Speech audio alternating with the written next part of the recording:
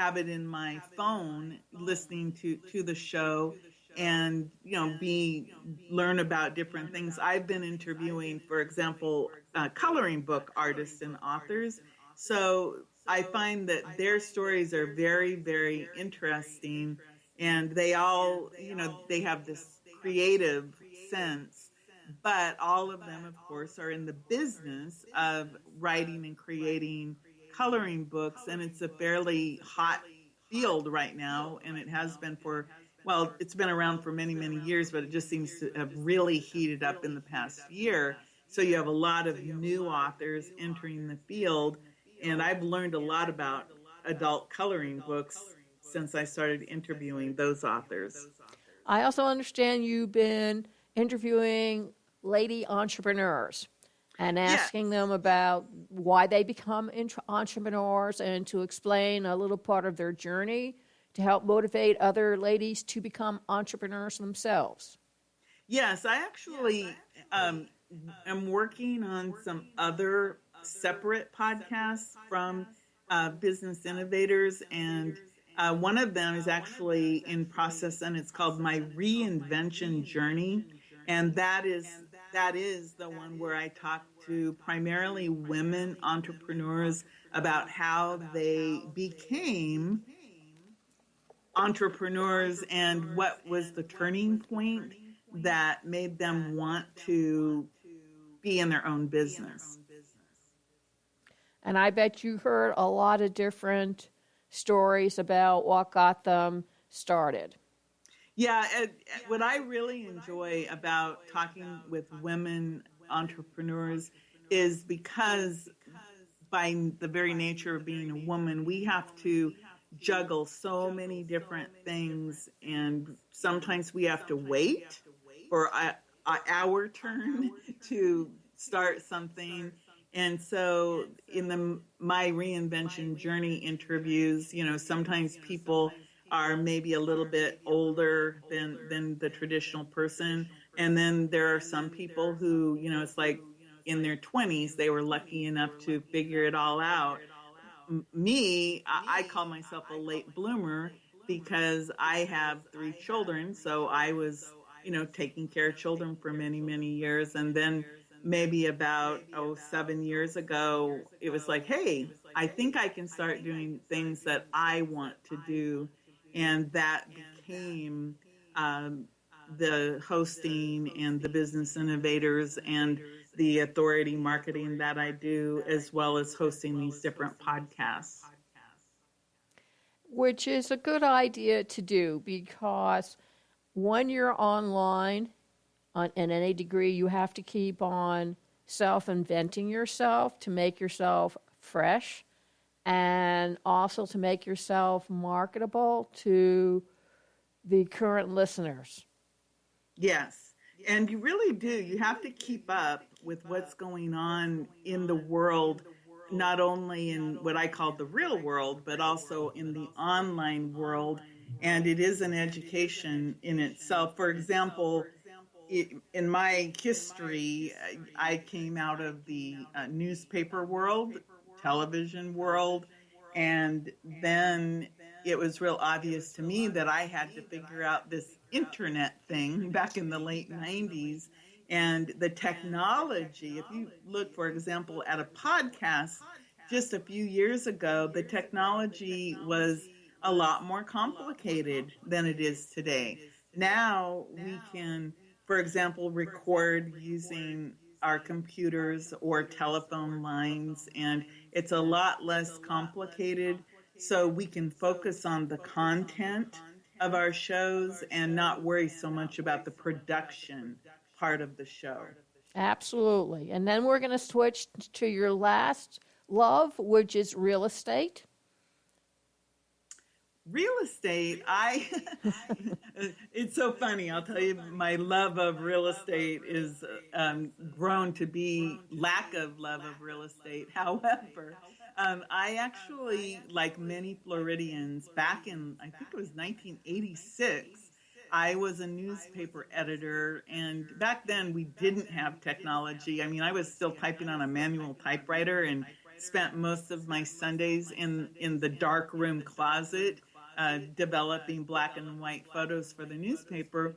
So I decided to get my real estate license, and I did, and I became a rental agent. And back in the 80s, I did that, and it was like, I really don't want to do that. But that led to me creating one of the very first real estate TV shows in Florida and also in the United States. This was in 1986. I'm dating myself.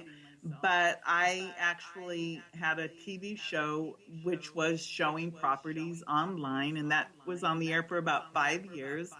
But it was so expensive to produce because we didn't have digital technology. We basically were going into the studio with a slideshow of all of the photos that we had taken of all these properties, and I had a woman voiceover person and a deep voice male voiceover person, and then an elegant voiceover person for the higher end properties. And I would produce this show every week. And fast forward, the technology has changed so much that today I could be doing the same show now using my iPhone and my iMac computer, and I could be producing that show at really, really low cost, when back then it cost me thousands and thousands of dollars. But I still have my real estate license. I keep it so I can do referrals. But my real love of real estate kind of goes into my belief systems. I'm a real positive thinker and a visualizer. And my love of real estate is with the fact that I was able to visualize where I wanted to live, and I figured out how to get this piece of property where I live now. It's about 7 acres, and I have a big pond in the backyard, and I used to have a horse, and that's how I manifested the love of land and real estate. While I really like focusing my energies now on the Business Innovators radio show and my other shows that I'm developing or helping people develop. I've met a lot of really fantastic people through my interviews, and I have several people right at this moment who I am helping them to develop their own shows. And I think that's going to end up being a lot of fun for me to do. Sounds like it. Well, Yeah, if they need a place to come, PWR is always open for new hosts. Oh, great. I actually was looking at PWR today, and you'll probably see a note come in from me because I was researching, to see what it was all about, and it said, "You want to be a host?" So I filled in the blank. Well, it's we've been up for 10 years plus. We have over 4 million on-demand listeners. We're heard in over 102 countries. And every one of our shows, if people want to wonder my stats on the 4 million, every single one of my shows for the past 5 years have been retweeted to audiences as additional 2,000 to 5,000 additional listeners. Wow. On a daily basis. So if you want to know where the numbers come from, that's where it comes from. The shows are always retweeted on Twitter. That's really fabulous. I recently did an interview with a Twitter expert, and I was just amazed at the power of Twitter. People underestimate it because they don't realize that in its own way, it is just as dominant as Facebook is. Now, there is one thing that anybody should know, authors, business people. There are certain words that you need to put into your profiles that will put you higher in the rankings, and you need to redo your profiles in third person, not first. That's great advice. In fact, whenever you write about yourself, always put yourself in third person. I know you find it annoying when teenagers speak in third person, but that's different from this.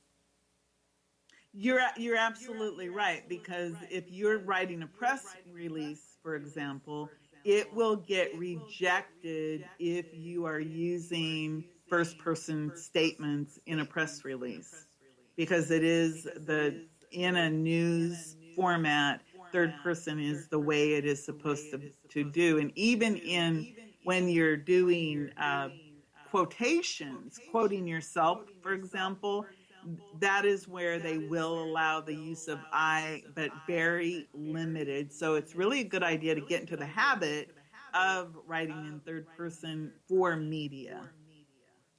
And while you're practicing your third person, also remember this: whether you're writing a fiction book or a nonfiction book, or you're in the business, the first thing you're going to ask yourself is who your target audience is. Find out what your target audience wants, and then deliver to them the solution that they need. I'm not saying this is going to solve all your problems. Your book is not going to fly off the shelf, but at least your target audience will appreciate the fact that you are marketing to them, not to Joe Blow, not to the 65-year-old, not to the 101 Sagittarian person, but to them. And it makes a difference, folks. You are right. You have to know who your target audience is. And a good way to do that is imagine one person, and imagine, just like if you're developing a character in a book, imagine the one person who is your raving fan. How old are they? What do they look like? What catches them? What makes them love your book? What do they do every day? Who are they? And imagine that person, or either find a photograph or an avatar of that one raving fan. And then when you write for them, you are going to be hitting that target, because I think you're right, Lillian. A lot of people think that their market is everyone, and it isn't. It doesn't work that way in fiction or nonfiction. It is, you have a base of people who will love you or hate you, and you, of course, want to be writing for the people who are going to push the buy button or go into the bookstore and buy your book and keep buying everything that you produce. And what happens is people really do. They will buy every single thing that you ever produce. Not only that, even if your books are awful, because some authors, the first book hits it squarely, and then as the series progresses, it sort of goes downhill, your fans will keep on buying from you even when you hit bottom, because they liked what they had read originally, and they cannot satiate that hunger for whatever you are going to write next. I think you're absolutely right on that. And I mean, think about all of the Harry Potter books. Did the people know if they were going to be great books or not? No, but they wanted more and more and more, just like with the movies. And that's what happens a lot of times. You can use that example when they keep making movies about the same thing, and then at some point people go, oh, that was an awful movie, but they still went to see it because they loved it. Just like, Star Wars is a prime example. So is Harry Potter, but, Yeah, but I mean, those are really, those are the real famous examples. But I have a friend whose specialty is erotic fiction. And she started writing in 2008, and she is still writing today, but she has a very specific fan base, and it's not for everybody. There are a lot of people who would never, ever read anything she writes, but she has a definite fan base, and they buy every single book that she writes. Or my books, the Anime Mysteries, for example, are for preteens, which is anywhere from 8 to 14. I have parents waiting patiently for my second book to come out. When's it coming out, Lillian? Well, as soon as I can get to do it. Okay,